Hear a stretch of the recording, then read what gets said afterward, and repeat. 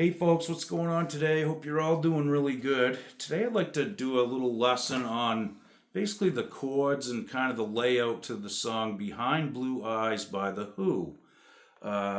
Really neat song, well written, nice progression, and it just keeps building and building as the track goes along until finally John Entwistle and Keith Moon enter the track, and then it just explodes into awesomeness in my opinion. So anyways, let's get right into the lesson, and it starts out with a little intro that's just two chords, okay? Now what you have is the A string, the D string, and the G string in the second fret. Now I'm playing the A and D with my middle finger, and I'm taking care of the G with my ring finger. We're going to arpeggiate all these notes, so we're going to play all 6 strings, and then we're going to come back up the strings till we get to the G string. So it sounds like this. Okay? Once again, really slow.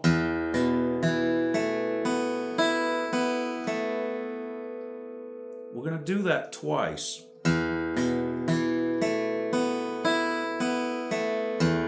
So as soon as you leave that G string, it's right back on the E and repeating the sequence. So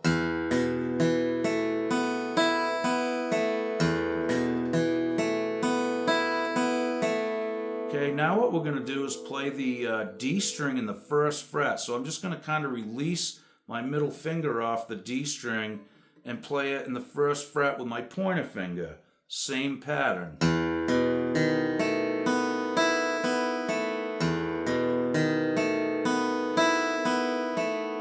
You play that one twice as well.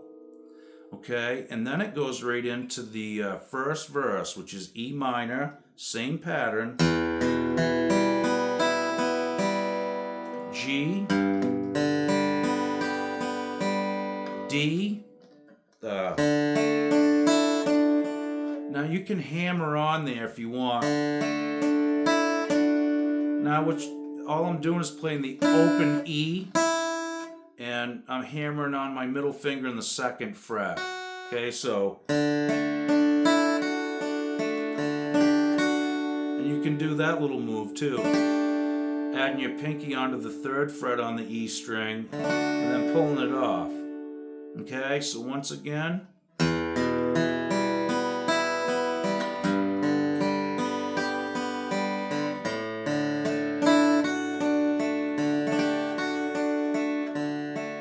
kind of messed that up, but now it goes to C.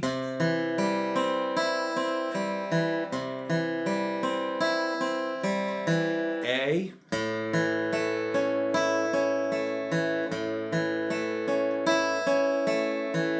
Back to E minor.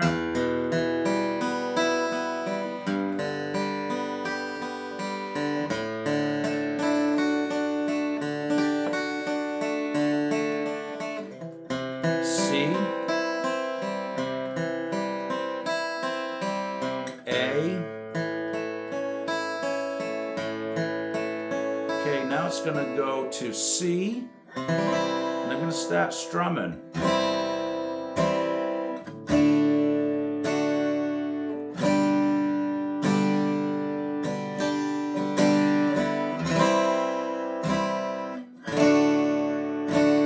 We go to E, to this little move, which is just A string in the fourth and the G string in the second. Play all the strings and then back to E. Okay? And then it goes to B minor, to D, to C. Sorry about that. Now it goes to D, A, okay, and then he does this little triple pick, like, and then it starts to build up to the part where the the drums and bass kick in. So we're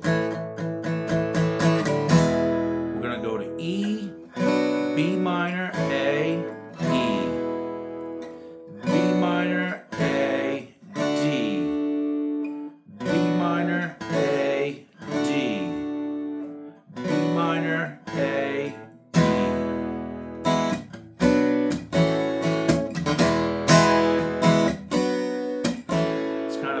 like that, you know. Man, I can't think of the lyrics right now. You know, if I swallow something evil, you know, put your fingers down my throat, which would be D, so.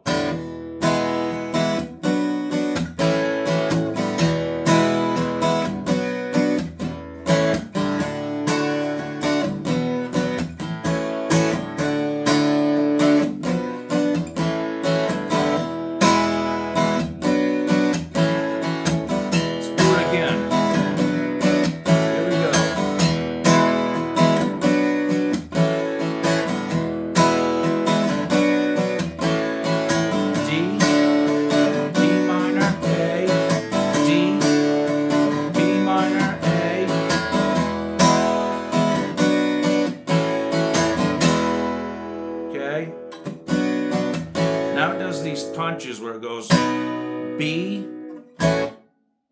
goes B to A to D. Does that 3 times and then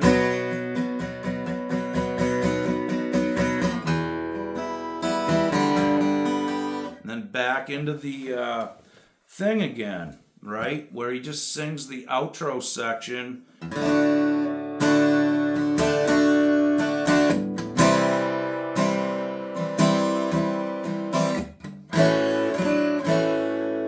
Behind Blue Eyes, which is A. I'm just playing this inversion of a D chord here, which is the D string in the 4th fret, the G's in the 2nd, and the B is in the 3rd. Okay? So, Behind Blue Eyes. Okay? It's just a really fun song to play, honestly. You know, I didn't play all the little nuances that he does, and he picks it a little different in spots, but at least that will give you the chord procedure, and you know, that's the whole package. You guys just got to put the plug it in now. So if you know the song, you know, it's not going to be a big deal, and you can always check this video out. Just go through the parts, listen to the song a few times, and then kind of go over these chord progressions, and you should be up and running in no time. It is a little different to play the arpeggiated chords for me, because I play with my fingers a ton. Now, I have to force myself. Sometimes I'll play with no pick at all. I'll do that all day. Sometimes I'll play with just the pick, no fingers, and do that all day just to try to keep those skills alive, you know what I mean? So the picking one, you know, arpeggiating notes is tricky for me, you know, that.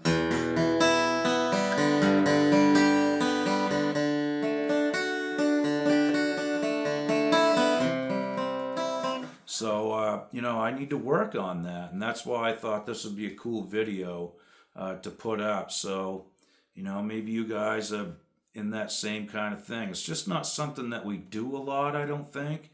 Usually it's strumming or doing that stuff. So, you know, it is kind of a different little flavor, especially for your right hand. It's not a difficult song to play, but it's, you know, it's all about that right hand. And again, the pattern I just showed you is just something that I kind of use so I can play the song. There are some little nuances and differences, so, you know, don't call me a bad guy. I'm trying to get this lesson so it's you know, like a starter lesson, or at least usable to folks so you can get going on it. You know, it's fun. It really is to play along with when you get the record going and you got all the little patterns together. It's a cool tune to jam with. That's really my point. And, you know, like I said, I'm trying to work on a lot of right hand technique lately.